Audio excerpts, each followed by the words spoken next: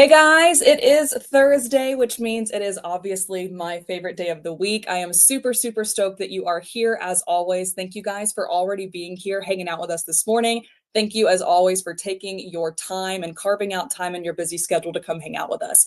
If you haven't seen it yet, I don't have a mic right now because I have been actually going back and forth between my hotel and my house.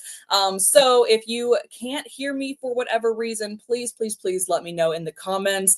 But the good news is I'm actually going to do, well, maybe it's good news, maybe it's not.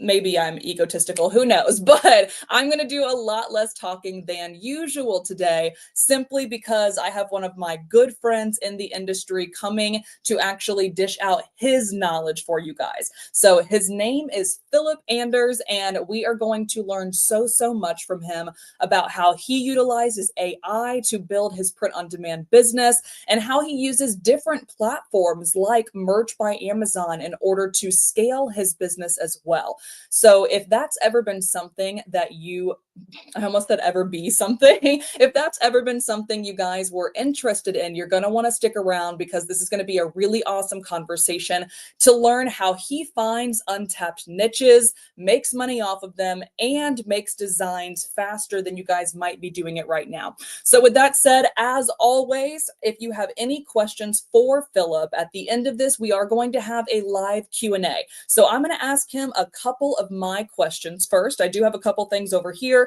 that I want to get to the bottom of, that I want to know a little bit about from him. But then if you have any questions directly for Philip about anything we talk about today, or if you're already following his YouTube channel, if you're already subscribed to his channel and you have questions about maybe something that he posted in the past or something he talked about in the past, please feel free, bring it, drop it in the comments. And if you did not get to catch this live conversation, if you are watching the replay, you can drop the comments also in the bottom of this video as well, and I will get right to them and respond, okay? So with that said, let's go ahead and get right in and introduce my friend, Philip. Hi, friend. Hello. Here's your weird German YouTuber. What'd you say? Your weird German YouTuber. German YouTuber. I'm dying. But you live in, okay, this is going to sound stupid now. I feel like I know the answer, but I want to confirm now. German, living in the UK. Yeah, that's correct. I Very live in the cool. UK, but I am German. Yeah. I don't know why I didn't know that. I just assume with the accent, UK. If you don't How mind are me you doing, asking, Leslie? I'm doing really, really well. You know how I'm doing. I actually am not. Me and Philip both, we were not going to not let this live happen, but both of us have been sick all week. It's just something going around, guys. So I really appreciate you all being here. We showed up. We are ready to have this conversation. So the first thing I actually just want to just immediately dive into is to kind of get to know, obviously you and I, Philip, we know each other on like a friendly level.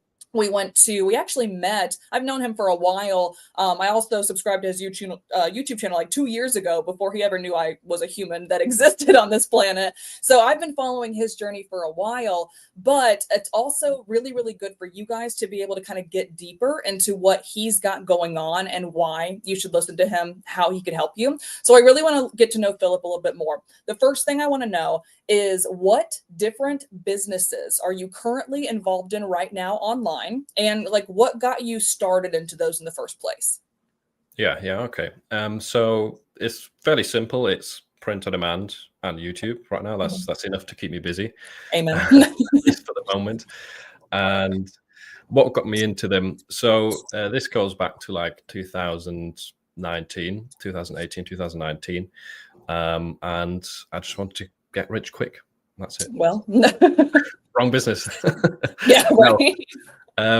So that's definitely not it. But it was just a case of I've always had the desire to do something creatively and earn a living with it. And at the time, I was doing different jobs, was trying out different creative paths, and I didn't really enjoy them that much. And a lot of that drew me to this is just a design for freedom as well, right? Not having to ask your boss for when you want holidays, and like not being able to take certain days off, and not having to kind of feel like a tool as a design-minded person, not having to feel like a tool that just takes orders and then does what someone tells you. So it's a lot of freedom stuff. And also with print on demand. Oh no, I lost my train of thought there. But oh yeah, initially it was also just the thought of maybe I could do this and I could build up print on demand to a point where I could maybe help pay some of my bills, like rent or electricity. It wasn't even thinking like, oh, this needs to make me 100K a year and then I can quit my job. Initially, it was just nice. Once I got the first sale on Redbubble back in the day, once I got the first sale, it was like, oh, nice. Maybe I could build this up to like a few $100s a month. So it pays a few bills and it kind of helps out in that sense. Yeah. So you mentioned a second ago, Redbubble. Are you still doing that? Are you still on that, getting like royalties from those? Or are you doing like, where you said POD and YouTube, and you're like, that's enough. But like, let's break down POD a little bit. Where are we branching out there? Yeah, POD, fairly early on, I noticed that you can repurpose your designs. And if you've got them on, say, Etsy or Amazon, you can repurpose them and put them onto other marketplaces as well. There's no kind of exclusivity rights to any of these platforms, so you can use the same ones everywhere. I started on Redbubble. I then moved on to TeePublic fairly quickly after that Amazon merch, and then Etsy. And yeah, right now I'm probably selling on around like 10 different marketplaces, some a lot less than others. And most of them are not as much effort as Etsy, because they do a lot of these, like Redbubble, TeePublic, Display is another good example. They all do the customer service for you, and you just collect a royalty. Same with Amazon merch. So it's not as complex as it sounds. It's not like 10 Etsys at the same time. Right. But yeah, I am quite spread out in a sense, but the big ones are definitely Amazon and Etsy.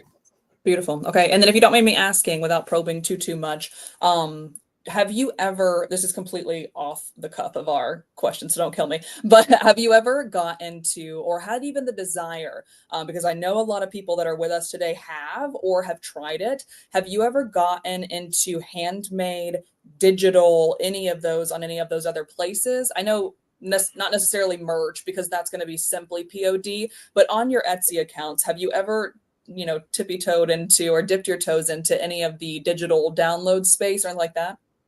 Yeah, no, I definitely have. I always was interested in that back in the day when I started, kind of repurposing, because when you're creating a lot of designs yourself, you create a lot of materials along the way, which you think, I could also sell these to other people that might be benefit from them. And it was quite a tedious process, and eventually my designs came around and made that a lot easier. So I do also have a sort of a secondary shop on Etsy where I sell some digital downloads. Very cool. But I've never dabbled in like handmade things, like actual physical stuff. And when you do the digital side, are you selling, I guess it could be used both ways. Are you selling designs that someone could use like commercially and personally? So like if they're an Etsy seller too, they could grab a design and pop it on something? Or when you say you're selling your designs, what are they used for? So the main thing that I do there, and it's the same on my website as well, my own website. It's kind of design assets rather than finished designs. So it might be a bundle of vintage sunsets, for example, that people can then overlay their own graphics onto or add their own text to. And yes, they are for commercial use, but it's rarely, in some cases, finished designs, but it's rarely just like a bundle of finished print ready designs that then thousands of people might copy or all use on the same platform. It's more of giving you the tools to quickly put a design together. Very cool. And, yes, save time in a sense. Very cool. I love that. Is that just like philipanders.com? Like someone could go grab that or play around with that if they needed to? Yeah. philipanders.com. There's some on there. There's also a ton of freebies on there that people can download, not just graphics, but there's textures, there's prompt bundles, like all sorts of stuff. Sweet. Okay, cool. I know we kind of went a little tangent there, but I think that I know for a fact there are a lot of people that are here with us today, or people that are going to watch this replay, who they almost had the same mindset you did. I think we all did. Let's just be real. That like, you're like, oh, passive income, sign me up. And then you get into print on demand, or you get into digital, because digital is even more so passive, right? But I think it's really interesting to see how someone with certain skill sets can take that and apply it to multiple places like you have. So I wanted to make sure that we hit on a little bit of that as well.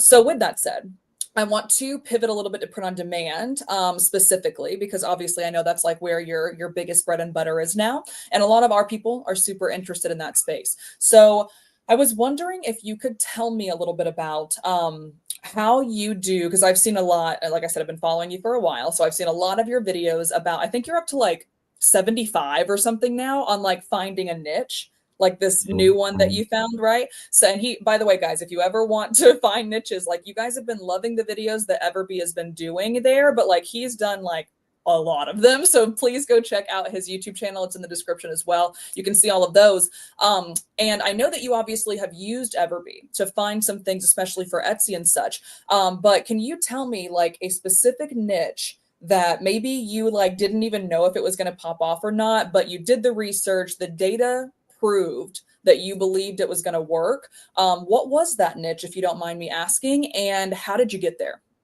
Yeah, that's a good question, because I think it's good to have some actual examples, right? Because you can talk about the theoretical stuff a lot, but one example I could name is a niche that I found quite early on. And just for clarification, like my main platform is Amazon Merch, so I usually tend to do my research first on that platform.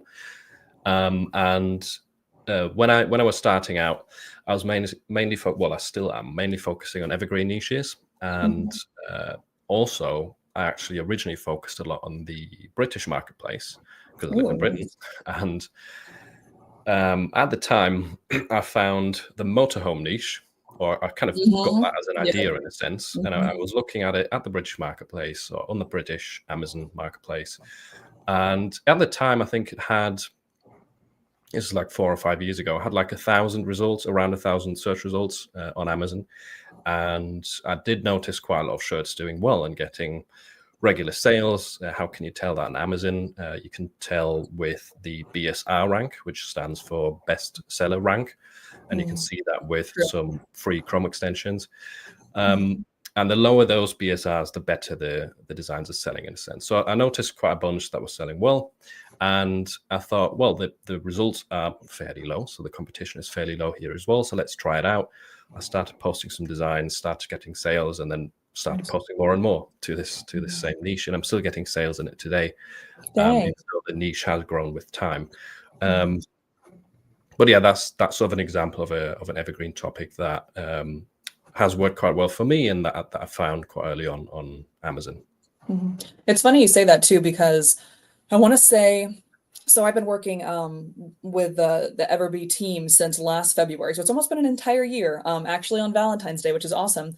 But I remember one of the first videos that I ever did was about RV camper life. So it's funny you say that, because even a year ago, you found that 5 years ago, like in a totally different market. Even a year ago, I was doing the exact same thing. And it was simply because I literally was just looking up, I think I started at outdoors and camping. And then I just got down, like, you know how you kind of go down this rabbit hole, and then it found like RV, like you said, motorhome. And then the best part about that is for merch, obviously, merch by Amazon. You are going to probably want like, well, first of all, they only, just so you guys know, in case you're not familiar with this yet, they only give you certain products to place your designs on. So it's not like Etsy where you can pretty much do and be whoever you want. So we're a little bit, I don't want to say just like we're not able to do certain things, but we are like a little bit like kind of stuck in Or these. confined, yeah. Exactly. Yeah, confined exactly to these, like, you know, t-shirt, hoodie, sweatshirt, whatever, right? Boring So what what was that? Boring mock-ups. You can't change the Right, mock-ups. They look right. terrible. That's so true. That's so true too. So total side note, total tangent, but the level of mock-up quality on Etsy, or not even quality as much as the level of mock-up like requirements to get people to click through, is very, very, very different as well. So I would encourage you guys, if you're interested, to like go to Amazon and type in the exact same keywords that you're typing in on Etsy to find your niche. Check out the differences in those best sellers that have like really crappy mock-ups, and it's just a different platform. So it's just very interesting to see that. But going back to the motorhome thing, what I thought is very interesting like you said, taking something and applying it to multiple places, you could put those designs, whatever they are, personalized, non-personalized, whatever, you could put those designs on merch by Amazon. You could put them on Redbubble, TeePublic, all the things that you said. But then we can do a little bit more on Etsy by turning it into like an outdoor flag. Like my mother-in-law and father-in-law, huge campers. So we actually made them like a customized flag, like when they go to set up, you know, stuff like that, or like a Awesome. rug that's like welcome to camp life or whatever, right? So it just kind of allows you the opportunity whenever you do find that one thing that might work well here, wherever here is, you can pretty much guarantee it's going to work everywhere else. And then you might be able to expand your product opportunity as well. So I'm glad you brought that up because I did the exact same thing last year. And that was actually one of my best sellers in my own Etsy shop, like 2 or 3 years ago. So really, really cool niche. Okay, so now that we've talked a little bit about both of them, we know that, you know, you mentioned a second ago, you gravitate more towards merch by Amazon, but you also do have Etsy shops in the digital and print on demand space. So my question is, we kind of went over, you know, a little bit of them already, but how do you feel? I think for me, there's like three main differences. But what do you believe are the differences in maybe the way that you approach both of the platforms? So merch by Amazon versus Etsy, even though you might be selling the exact same t-shirt with the exact same design, what do you feel are like, let's say 2 to 3 differences between the two? I mean, there is definitely a lot of them, a lot of differences. But Maybe some of 12, the big ones, whatever you want. some of the big ones. If I want to sell the same T-shirt, it's definitely like mock-ups. Like you have to spend more time in mock-ups. You can't just take your Amazon mock-up, put it on Etsy. It probably True. won't work. The default mock-ups on a lot of these platforms like Printify, Printful, probably not going to work. It is the general aesthetic of Etsy is kind of a lot more feminine than Amazon. Also, the target audience. That's true. Yeah. That's a big thing. Personalization, there's a lot of demand for that on Etsy. You can't even offer it through Amazon. So Right. I've often found that if a niche is doing well for me on Amazon and I take a look at Etsy, in a lot of cases, there's not much offering in terms of personalization. And then if you come in with a new product that has that option, that gives you a good edge. So that's definitely a big thing. Etsy's more maintenance, right? Well, There's more customer support, more making sure that the shipping is working right. Like you have to pay for the orders, right? That's a big difference. It's not royalty based. And it's also less so just about quantity. Well, Amazon isn't just about quantity. That's the wrong way to express it. But on Amazon merch, especially when you get to the higher tiers, you can upload a lot of designs without really having to worry about anything. It's a lot easier to test like thousands and thousands of designs because they don't cost anything. Like you're not paying per upload like you are on Etsy with your listing fee. So on Etsy, I think it's more important, or even more important, to focus on quality over quantity. Not to say that you're going to do well if you just post 10 things, but there is a cost to testing a lot of like thousands and thousands of products. So you want to understand what works well before you just go and spam the marketplace, which is definitely a mistake that I've made before. Yeah, I get it though, because like you said, I mean, if it's a volume game, to put the volume out there. So I totally understand that. But like we are huge on this channel. I know you're huge on it as well, is putting that time into the data. Like data is king instead of content is king, in my opinion, because I wouldn't know what content to make or what designs to make if it wasn't for the data, right? So I kind of want to piggyback off of what you said a second ago. The personalization feature, going back to the motorhome concept, as simple as knowing that that's doing well on Amazon, double checking it's also either already performing on Etsy or we think that it will blow up no matter what. And also, we're not telling you guys to go do RV stuff right now. I'm just using it as our example for the day. So we feel like we want to move over there. The opportunity could be all the designs that Philip made for Amazon can now just be personalized because they already performed, they already sold over here. So it's just a matter of being like Leslie or established, blah, blah, blah, or whatever it is too. So that in itself could be the way to double down on something that was already working. The other thing I wanted to hit on was you skirted over it real quick. And I want to make sure that we tell these people exactly the differences as it relates to the get rich quick thing. We on this channel do not say that whatsoever, obviously, because it's a full-blown business. You found that out the hard way, obviously.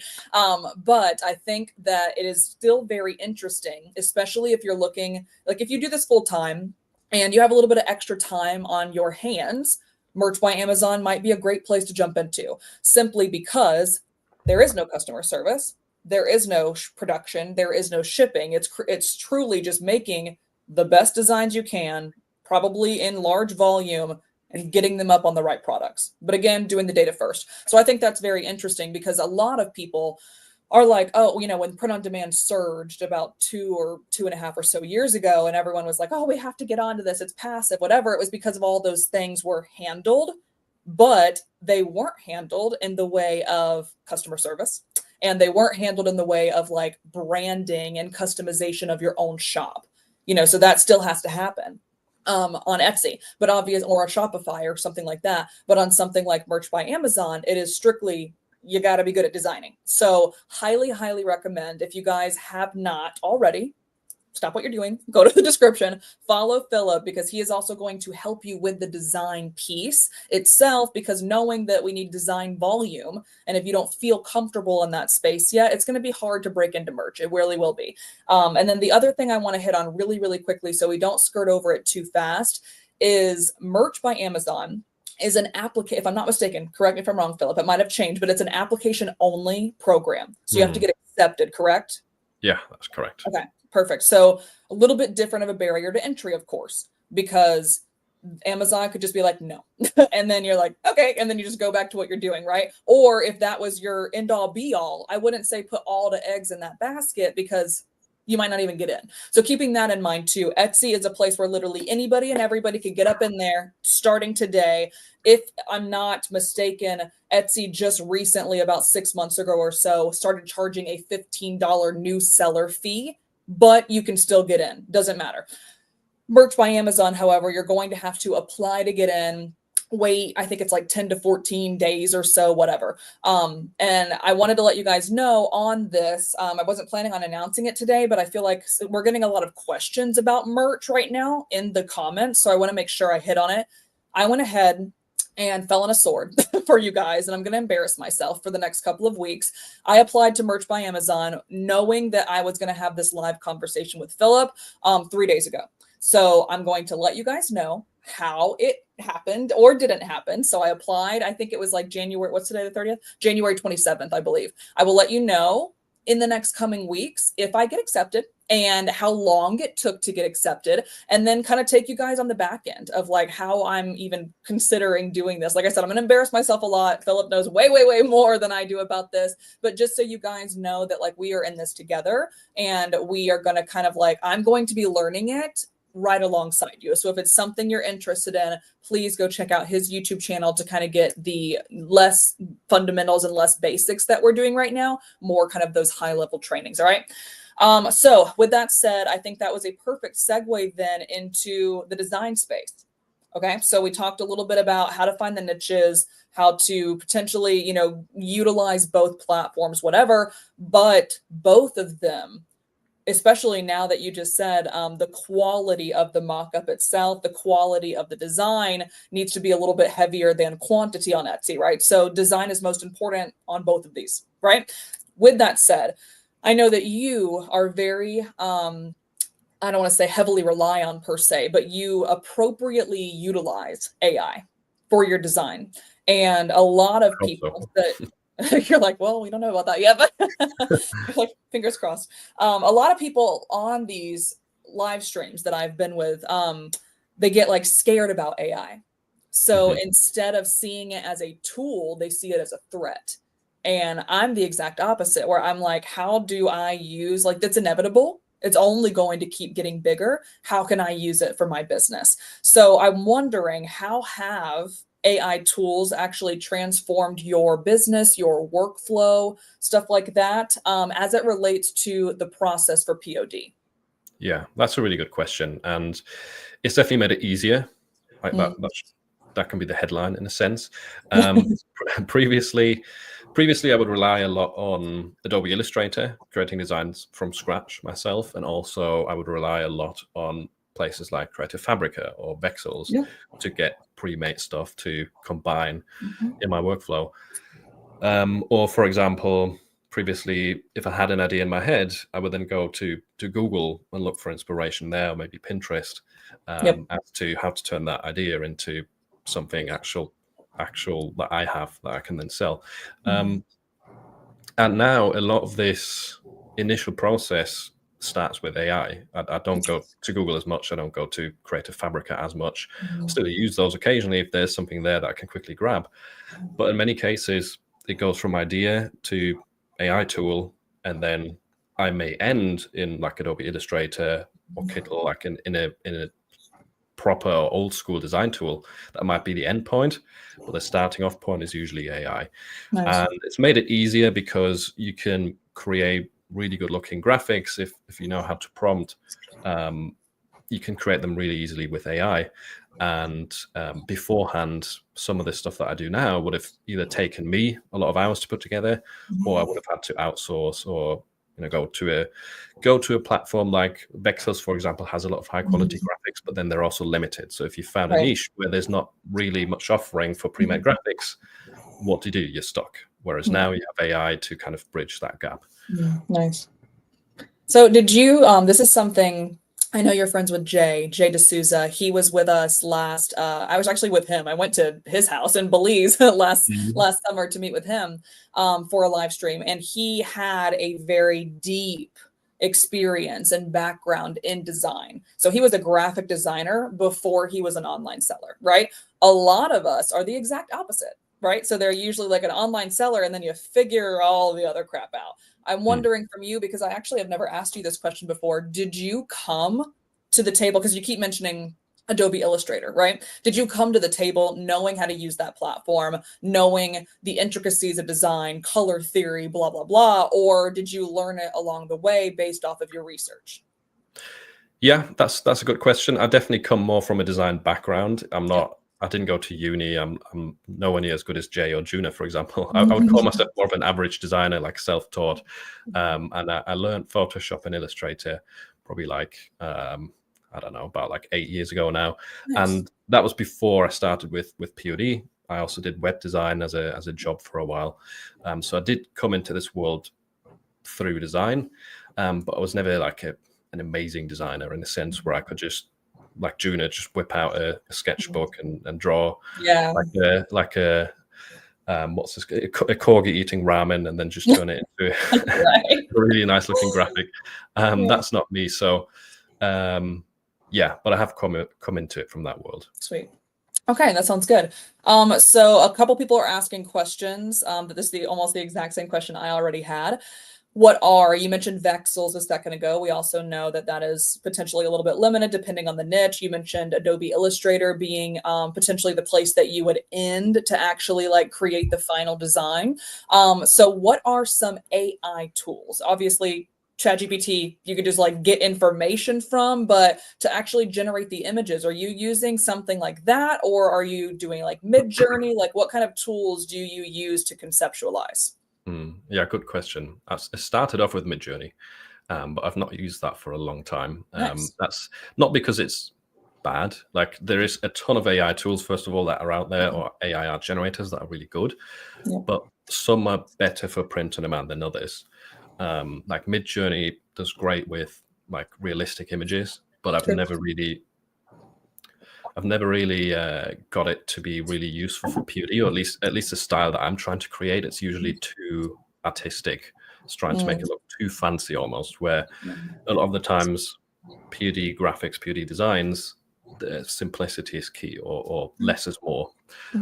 So what I use a lot now, there's two models that I'm a big fan of for print on demand, two AI models. The first one being Ideogram, the second one being Flux Pro. 1.0 to be specific, because they have different models. How do you spell that one? Flux is Flux. Got it. I just wanted to put it in the chat for anybody that wanted to look it up. Yeah, the version I'm using is Flux Pro 1.0. So those two are kind of some of my favorites. And I'm using them a lot within my designs. Like I go back to that a lot because they have both models built in. You can also use the AI models there in bulk with multiple prompts. They have a lot of cool features like that built in. But there's plenty of others like Kittle AIs. Kittle has built a really good AI with presets that are already kind of preset styles for print on demand. Like it might be a kawaii style, the one that June is really good at, like a vintage style and a watercolor style. So there's definitely many tools, but the ones that I keep going back to is definitely My Designs because it has so many models built in. And occasionally, if I just want to create like 1 or 2 designs rather than doing like a bulk, like a batch of them, I also find myself going back to Ideogram a lot because it's like easy and quick to use. Sweet. I've heard and been in My Designs, but I've never even heard of the other two. So that helps a lot. I will definitely probably utilize those for merch if they let me in. So thank you for those. That was great. Okay, so the next question is more so like time management. Because it's funny, you actually started this kind of talking about time management in a way where you're like, that's enough for me to be doing those. And then you immediately went into like, yeah, I'm on like 10 different marketplaces, but I'm also 100,000 plus subscriber YouTube channel. And I also have courses and, you know, you're on live streams like every week with like all of the people in the industry, you know, and you also host your own live stream. So there's a lot going on in your business, right? So I'm wondering, because a lot of people, I myself included, we get that shiny object syndrome sometimes. And we hear Philip and his success, and we're like, hell yeah, sign me up, merch by Amazon. That's my next thing I'm jumping on, right? Or absolutely, like I want to be a YouTuber, whatever it is, right? So we know that you said 2019 is when you started this, correct? Yeah, that's when I went sort of full time with it, yeah. And then 7 to 8 years ago, give or take, you learned Adobe Illustrator, you were making websites, etc. So from what you've said already, you and I both know, and everybody else knows, this was not a get rich quick thing, like you said. But it also seems to have, I could be only seeing, you know, what you want me to see, but it seems to have gotten easier to process it, to organize it, to like, you just so consistently show up for your community. And while also running these like giant businesses on the back end that are pushing out a lot of sales volume. So I'm wondering if there's anything, like any tips that you have or whatever your like time management process is, like how could someone be you in a couple of years if this is the route they wanted to go? Yeah, I don't know where to start.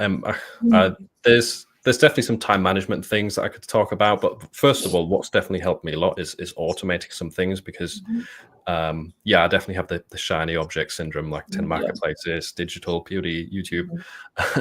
There is a lot of stuff that I do, which I probably should focus more in one direction. But no, automation has definitely helped a lot with that because when you hear 10 marketplaces, it sounds like, oh, you have to sit there all day and night uploading.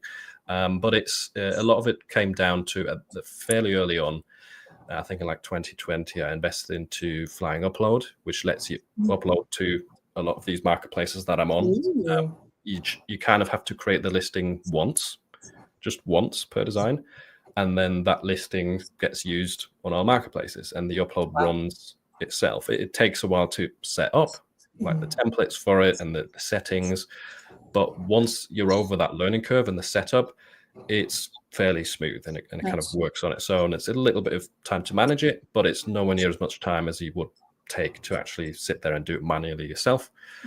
So that's definitely helped. My Designs has helped a lot on the Etsy side, where you can bulk upload digital listings, you can bulk upload POD listings, you can bulk create designs now with AI as well.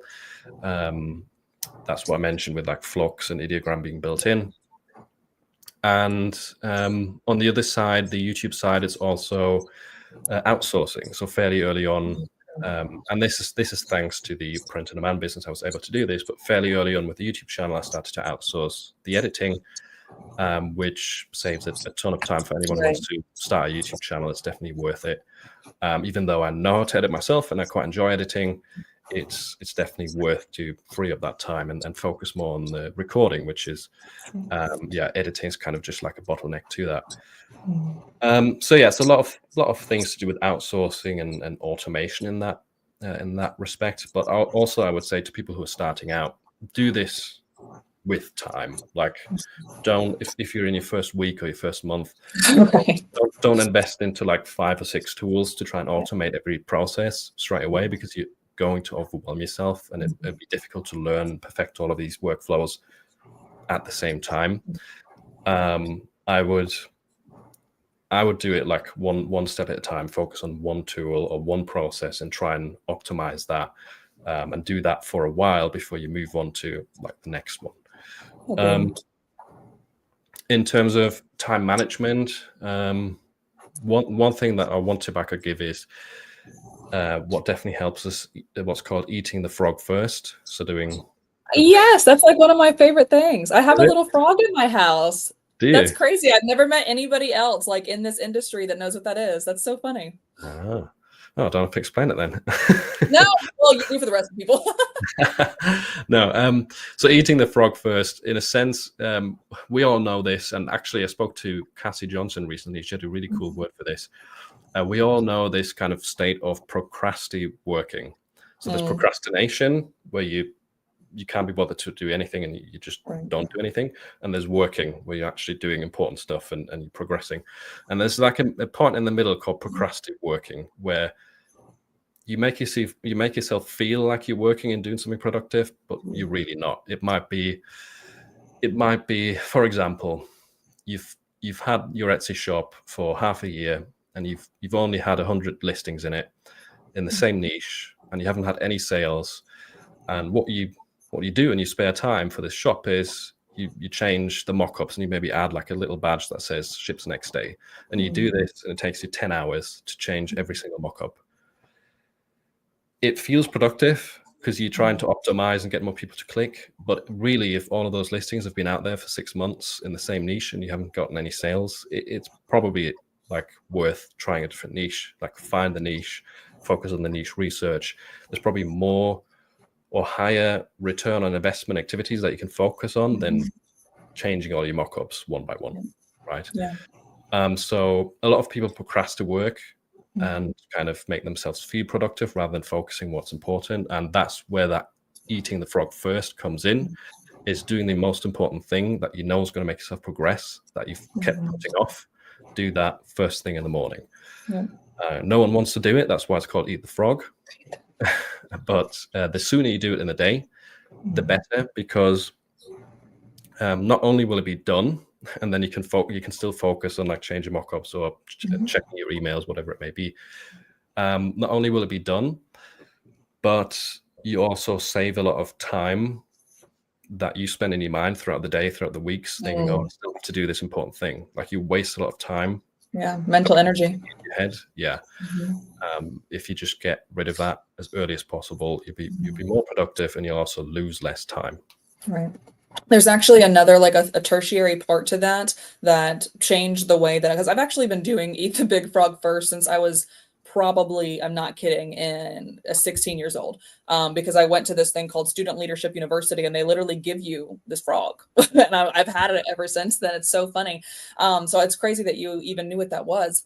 But the third thing that like really made it stick with me, because I've known about it forever, but the thing that really made it work with my I think I told you I have ADHD, like severe symptoms. So it's like working isn't even a thing. It's like sometimes I can't even physically bring myself to do the smallest task because my brain is like, no thanks.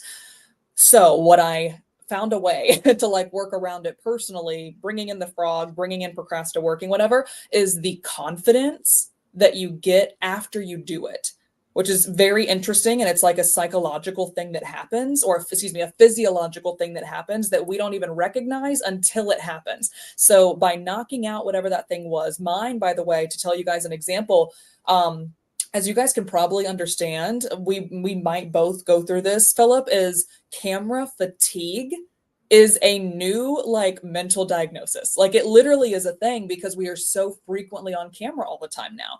Especially with like what remote work happened. It wasn't just YouTubers. It was everyone and their mother had to be on a Zoom call every day. So people physically started developing a thing called camera fatigue. So I get camera fatigue very, very easily because I'm always on it. Plus, I'm on Zoom calls too, right? So I personally, like my big frog is record a YouTube video. And it feels heavy before you get there. But then when you're just like, I'm gonna eat this freaking frog and I'm gonna do it and I'm gonna get it done, and the frog is eaten, and then that confidence and like he said, that mental energy that used to be there that was like consuming you almost. It was making it almost impossible to even focus on the smaller things because it was so consuming that like, shit, I got to do this one thing. So I really think that the third kind of piece to that frog scenario is the confidence that you get right afterwards, like physiologically in your body. Makes it so much easier to do the rest, whatever the rest of it is. So I love that. I'm so glad that we just bonded over that. And people were like, frog question mark? Yes, frog. I know it sounds weird, but eat it. Okay, so we are running a little bit out of time, so I want to make sure that I can come in and get the questions from everybody else as well. But I do want to ask one last question of Philip really quickly to help you guys out. And then I am going to go to the questions. I do see you guys. I see them coming in. Don't worry. So if someone were starting, I know you mentioned this a second ago, like if you're beginning right now, or if you've even been doing this for a year, don't just pivot and start, something else, right? So stay away from the shiny object syndrome that we all fall victim to. But if someone was wanting to start either, I'm gonna trip you up on this one because I did not prep you for this. So if someone wanted to start either a POD business in general, or they wanted to start on merch by Amazon, what's one tip you would leave this team with? One tip. Focus on improving your design quality and focus on research before you focus on getting like 10 different tools that are being advertised to you on YouTube. Because that's right. You see these days, and I understand it. You follow all these people, you like them, and they might be using different tools, but there's a lot of different ways to get to Rome, and you don't need to understand all the tools that are out there. What's very important is design quality and getting your research down right. Focus on those two things. And I know you said just one tip, but another thing that I think is very important for beginners, one thing that's very important for beginners to know is that it does take time. It's not get rich quick. I know we touched on this, but it took me about a year and a half to get to just $1,000 a month on Amazon to reach that level, right? And I see this across almost everyone's journey. It takes probably at least a year, and that's completely natural. It's very normal that your first few weeks, your first few months, you don't really see that many results. It was the same for me, not just with Amazon. It was the same for me on Etsy. It was the same for me on YouTube. And it tends to be the same across all the people that I've met in this space. Yeah. So you're not necessarily doing something wrong just because you don't see like amazing results straight away. So something else we didn't hit on that I think would be helpful there when we're talking about like when money hits, merch by Amazon is also all about royalties. So it's not about selling an item to a person, but it's like through Amazon. So it's like, let's say the shirt sells and I'm just making this up as I go, but let's say it's $20 and you have a royalty of 10%. Then you get that. I can't do math, but let's say that's $2. So that also hopefully paints a little better picture for you guys. It's not that you didn't hit $1,000 in sales, but you hit $1,000 exactly in your pocket. So I wanted to make sure we hit that too. Because it seems like a year and a half for $1,000. That seems like a lot. But when you're doing passively. But in the Etsy world, that sounds awful. Awesome. Yeah. Not at all. Cool. Okay. I love that. Thank you so much for that. Okay. So there are a couple questions here. So let me just go ahead and move to those really quick. Are you ready, Philip? Yeah, let's go. Okay. I'm putting him fully on the spot, obviously, with these guys. So how can we apply new trends when making vinyl decals? I think I have an idea of how I want to answer this myself as well, but is there anything that you might have experience with? And I don't think it even has to be vinyl decals only. But like if you have a product and you like this product and it sells often, how have you in the past taken something that you found from data that was trending and applied it to that? Yeah, I definitely can't talk about vinyl decals because I don't sell them. But if I find a new trend and I already have something that's selling really well, I just create a new design with Put that it new on. trend Yeah. and upload it to the same niche or to the same marketplace. Yeah. Agreed. And that's how I feel too, Nadine. I'm going to answer that about because I have personally done vinyl decals in the past. Um, you The good thing about vinyl decals is especially if you have like a kiss cut where it is the entire design is taken out and it's not just like a circle with the design on top of it. You can literally make anything in any niche for anyone, for any target audience. And then you can literally add one extra element to a current design to cross niche immediately.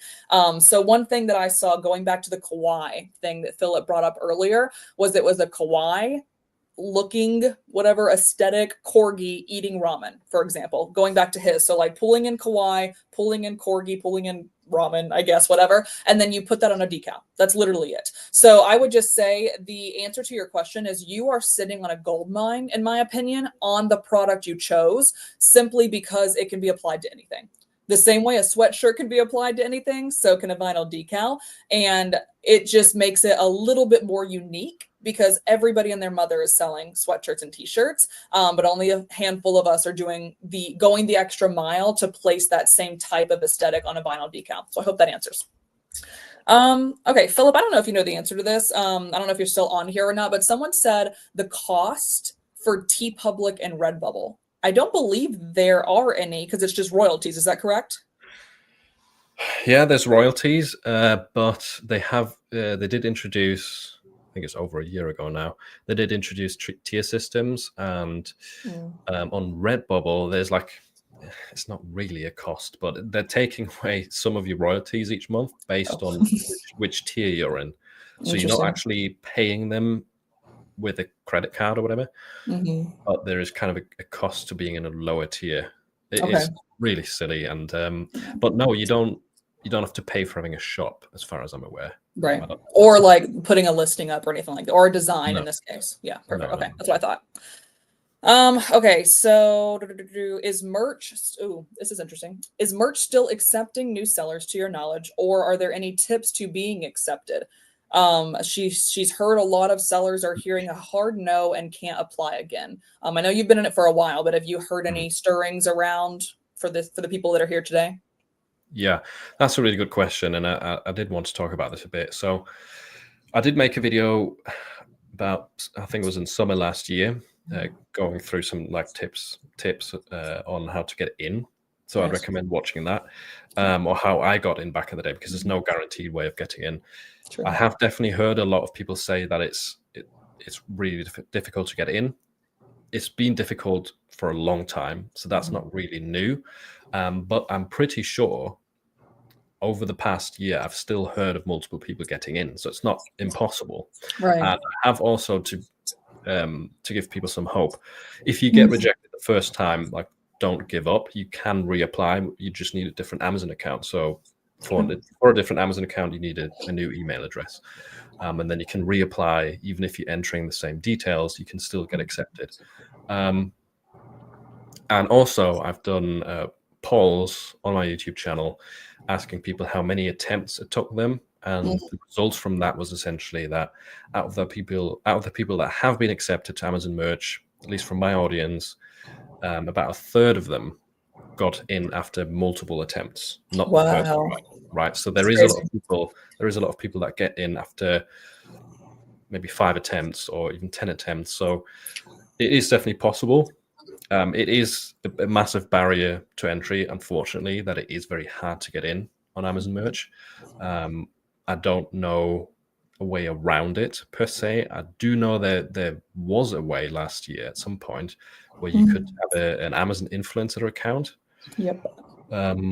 And that way you were able to get access to merch in some cases, but I don't really know the details of that because I don't have an Right. Amazon Yeah, makes sense. influencer account. But besides that, I've never heard like a guaranteed way to get into Amazon merch, unfortunately. But yeah, if anyone wants tips about it, and if you Mhm. want to see the results of those polls, all of that is in a video on my channel, and it's titled something like how I got accepted to Amazon Perfect. merch. Sweet. Yeah, it's funny. I'm glad you brought up AIP, the Amazon Influencer Program, because I am in that. Right. And that I think, again, I haven't been accepted yet, so I don't know if it's going to work, but I will say the application process for me was like two questions. Because Right. it basically took my Amazon associates information and the like credentials on there, if you will. And then it basically was like, why should we accept you into the program? And then what types of designs do you want to bring to our marketplace? And that was like the extent of what I had to do, other than putting, of course, my tax information in. But again, the good news is since I was on AIP, everything moved over. So I am interested. First of all, I'm going to go watch your video because I want to see if I have to reapply. I want to see what that looked like on one side, but I also do want to give you guys some feedback if AIP assisted me in getting in. So I will let you guys know the solution to that Mhm. soon as well. Okay, so someone actually asked a question about design. What resources would be helpful to help train ourselves on Illustrator? Philip, do you actually have any trainings on your own channel for that? Yeah. Mine are more print on demand specific. They're not really like explaining the entire interface Right. because it is quite confusing as a beginner. Yes. I originally I originally learned it all on Skillshare, like a Yep. combination of Skillshare and Udemy. There was some like Mhm. beginner level courses that would give you an overview and kind of explain things. But if you're just looking to create like t-shirt designs, for example, I do have a bunch of videos. I've got a playlist of videos that shows you some useful tools and techniques and tricks on Nice. how to use Adobe Illustrator for creating t-shirt designs, because you don't need to understand the 50,000 tools that they have Right. and all the different tabs and windows. Yeah, perfect. I'm glad you mentioned Udemy because that is actually where I last year I purchased a I think it was actually Adobe all in one. It was like their creative studio. So it was like Mm. Photoshop, Illustrator, a bunch of different things. We purchased that for my husband because he was getting into the graphic design space of my business or the side of the business. So yeah, I loved that one. I think it was like $120 in total, but there was like 60 hours of coursework. So it was like a full college degree. So yes, highly recommend if you want something free, obviously head over to Philip's YouTube. There's also plenty of things. Someone mentioned in the comments, YouTube is hopefully you guys agree because you're here. YouTube is a really, really good resource for free Mm. trainings like this.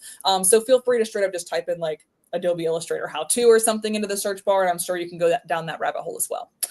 Okay, next up from Marianella, we have how many designs should you do when you want to jump into a different niche? It's interesting. I don't think I have a number for Mm. that.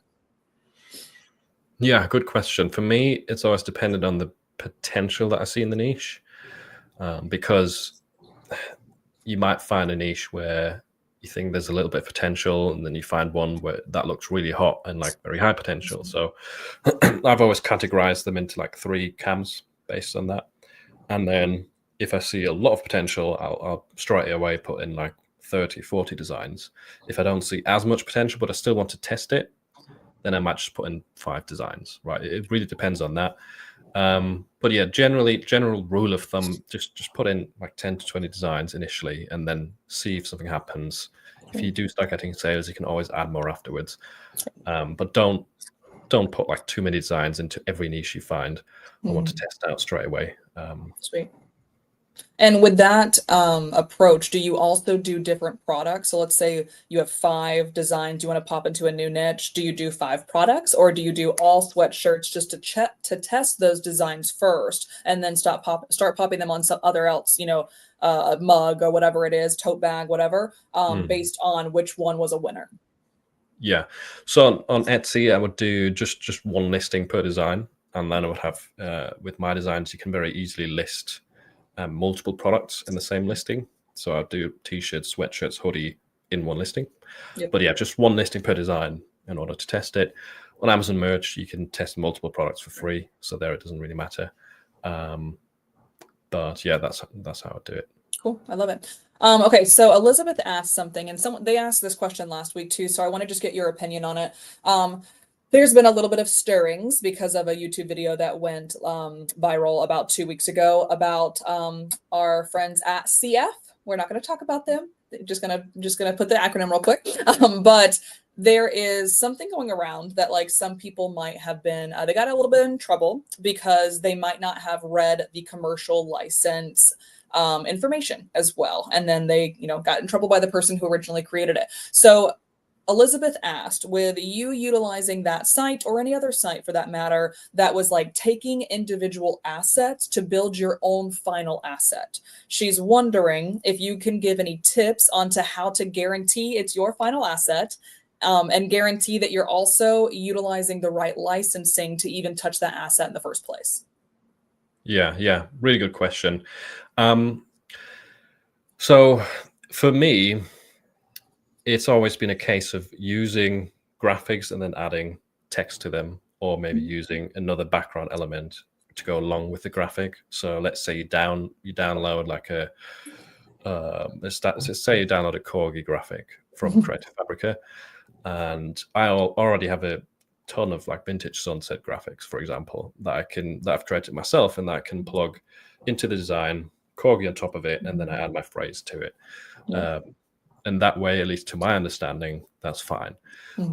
If you want to be 100% sure and secure, and you still want to use a service like Creative Fabrica, I think Vexels actually has a better offering in that sense, because they're not like an open marketplace where anyone can just upload whatever to it. Vexels has their own professional team, and it's kind of closed off in that sense. So there's no worry about Vexels designers just stealing stuff and then uploading it to the platform. So that's kind of an alternative way to be more secure. And Vexels is also a platform that I have used a lot in the past and still occasionally use myself. But yeah, in terms of making sure it's kind of your own, for me, it's always been combining different elements and adding phrases and text after you've downloaded the graphic. Yeah, what the rule of thumb that I've always gone by, I personally just like to make from scratch. But when I say even make from scratch, it's actually not at the same time, because sometimes you're pulling things from Canva and then making it from scratch, but it's still someone else's, technically. Someone else's like element or asset.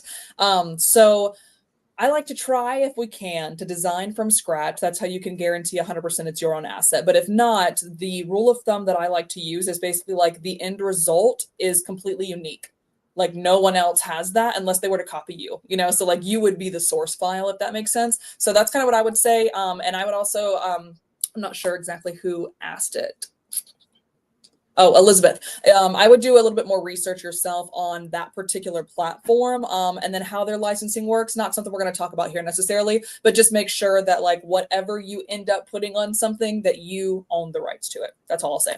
All right, the last question. Oh, go ahead.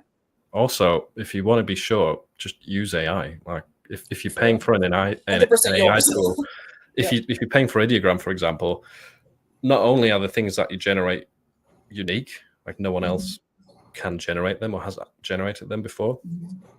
Not only are they unique, but if you're paying for Ideogram, they're all private, or you can set them onto private, so no one else can see them and find them. Interesting. So therefore, you're going to be the first to upload them, right? Yeah. And also, guys, if Philip and I on two different computers put the exact same, like verbatim, word for word prompt, we're going to get two different designs every time.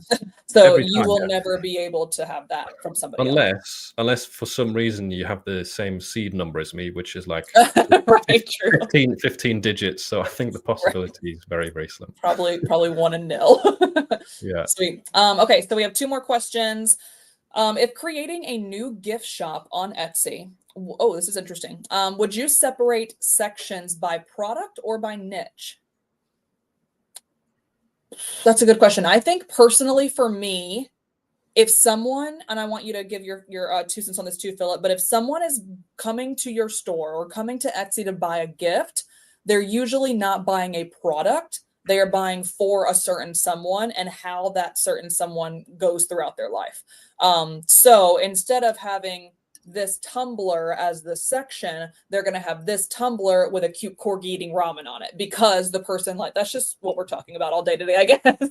But because I like corgis with ramen, whatever, right? So I would personally say occasion and niche is how I would personally separate them. What do you think, Philip?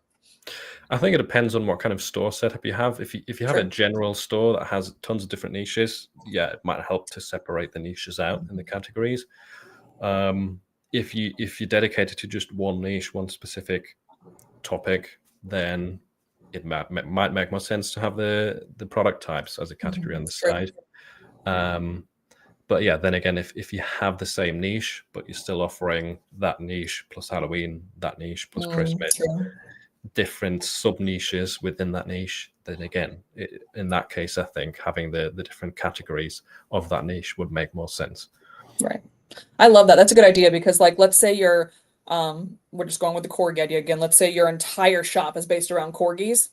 Then I want it to be occasion and product specific over here in the sections, definitely, because if not, then it's just corgi. But if you're doing multiple, like he mentioned, it might help to kind of split it up, or at least, like, let's say you're doing, I think you can have up to 20 sections on Etsy. Let's say you have 100 niches you're in. Obviously, that you're going to lose 80 of them, or you could go like the occasion route as well. So like anniversary, bachelorette, birthday, whatever. Okay, so the last question that we have for today is actually from Derek, who is a trained designer himself. He's obviously a graphic designer, but finding inspiration is a really, really good question for Philip, I think. Finding inspiration for coming up with designs for a niche has been a struggle for him. Where do you get your inspiration to decide on one? That's a really good question, and it's tough. It's not an easy job if you want to come up with original designs. It's a combination of looking at different marketplaces. Why different marketplaces? I think sometimes we can get too focused on just the marketplaces that we're selling on. Let's say you only focus on Etsy in terms of selling your designs, your products, and that's the only place where do you research. Well, there might be ideas or inspiration on Redbubble, even though you're not selling there, that are not out there on Etsy. It might be a certain style.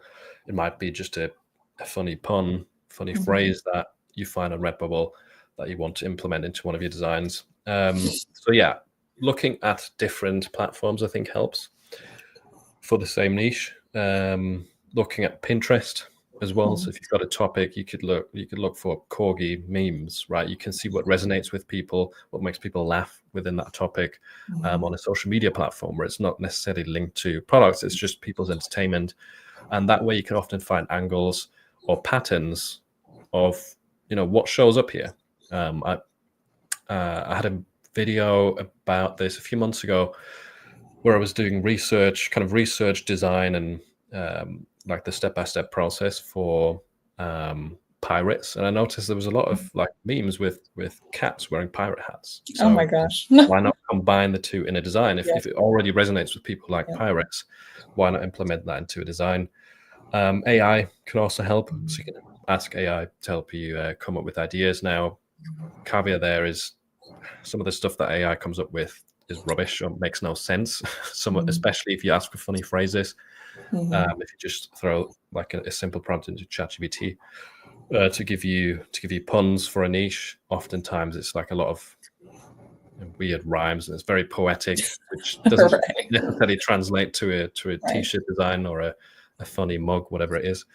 So you have to be careful there not to just use everything one by one. But you can occasionally find good ideas as well through the help of AI. And there is some tools out there that can help that are kind of more attuned to generating POD ideas with AI built in. Sweet. Yeah, I actually, a couple weeks ago, someone asked me a question like while we were here on the live stream of how do I stand out in the dog space? And then on that live stream, I straight up shared my screen, went into ChatGPT, and I was like, give me 10 of the most loyal dog owners, dog breed. Just give me that list. And it really helped me. Like, even though I wasn't asking him for like puns around the dog breeds, it really just was, I say him because yes, y'all know if you're here, ChatGPT is Charles. We are friends. He is my coworker. So I straight up asked him, and then what was that? I didn't know that. He literally, I'm not kidding, on my like favorites tab, it says Charles that I'm looking at. Like it doesn't even say ChatGPT. He's my buddy. But I just went in there and I was like, I asked that question. And then he gave me like a list of 10 that I would have never thought about. But the people who have those dogs got money, first of all. But then they also they're like show dogs. So they're also people who are very, very committed to giving that dog a human-like lifestyle, So with that, I was able to give that person, I think it was actually Linda. I gave Linda those examples. And then she basically was able to potentially take those and then think of the design. So I think even just at the concept of how do I get into this potentially saturated niche, make it a little bit less unsaturated? That is in itself something that AI could do for you. And then like what we've always talked about, I want to piggyback off of the trend spotting on Pinterest, social media, etc. Trend spotting while you're out in the world is going to be your absolute best bet. And if you can train your eye to do it, it's going to be awesome. So like the same way that like I created this sweatshirt myself using like the coquette theme of like the bows, and it was obviously Christmas, so I've got some whatever, and the lights and stuff. And then I also went on Pinterest to find the trending color palette at that time. And the reason I did that is because I saw this color palette all over Target, all over Joann's, all over Etsy, all over Amazon, you know. So if you can, you know, if you're just a behind the computer person, that's fine. And if you're going to look at all the marketplaces like Philip mentioned, that's totally fine. But if you can also train your eye to see it outside of the computer, that could also kind of get you a step ahead as well. Let's see. I think there was someone said they call their AI Jordan and someone else said Charlie. So I'm not the only one. All right. The last one. I lied. I said it was the last one. Are we cool to do one more, Philip? I know I got you a little bit over today. Okay. Sure. Thank you guys also for being here. There's like 100 people still hanging out. 5 minutes past. Okay. On Etsy, Philip, do you personally believe that one niche approach is best, or can you, should you, blah, blah, blah, do multiple niches and also find success? We've had this argument for like an entire year on EverBee, so I would love to get your take. No, it's a good question. I think you can be successful with both. Like, it's not like you have to do one or the other. But it also depends on the context. So if I'm new to print on demand, a one niche shop, I think it's difficult because I know the first niche that I tried out didn't work very well. So it's like, do you want to optimize your shop and spend a lot of work on one niche before you even know if it's going to get any, like, is it even going to get views, you know? So whilst you're still getting used to research, validating niches, creating good designs, I think it makes sense to have a general store just to test more, because a lot of what print on demand is testing. Like with any business model, it's like testing lots of different variables and trying to find your way through the noise. And whenever you found a niche that works really well for you in a general store, you can always still open a separate one and focus in just on that niche. Yeah, I think that's a really good idea, because like people have also on this asked me, is it a good idea if you've done Etsy, you know, well, and you're happy with where it's at, is it a good idea to branch out into like Shopify and such, or build their own store? And I think the answer is absolutely yes. But like you said, I would use and abuse Etsy for testing as much as possible, because you already have a viable audience there. There are people that are actively going there, millions of people every single day. Same thing with, you know, Merch by Amazon, of course. And then once you can 100% prove that, then maybe we find our winner or our winners and we go out on our own, is my thoughts. Yeah, I definitely agree with that, because I've started Shopify recently, and it is really tough. And that's with me having the knowledge of like having bestsellers across different, having bestsellers across different marketplaces, knowing what to test first. But with Shopify, no one's going to give you traffic. So if you literally have no info, then you're going to burn through a lot of money before you find something that works. Agreed. Very true. Okay. Cool. Well, thank you so much. First of all, thank you guys for being here again. Thank you guys for staying a little bit over time. We really appreciate your time. And then most importantly, thank you so much, Philip. I know this was a rescheduled and almost got rescheduled again by me. So I thank you so much for being here. I always love chatting with you. I always love learning from you. And thank you for also teaching my friends today. No, you're welcome. Thanks for having me on. Really enjoyed the chat. And I'm glad we didn't have to take a break for any related issues. Agreed. I was about to be like, black camera, see you guys later. Okay, so one last thing before everybody leaves. Where can they find you? Give us a handle or something, so I can make sure people come your way as well. Yeah, just the YouTube channel is the best place to find me. And then like I said earlier, if you want any like freebies, downloads, it's all on my philipanders.com website. Easy. Just my name. I like that you keep it easy, firstandlast.com. And then YouTube is also first and last, but you can also find both of them in the description of this video as well. So thank you guys so much. And thank you, Philip. I will see you guys next Thursday. We always end, by the way, with a little cheers. If you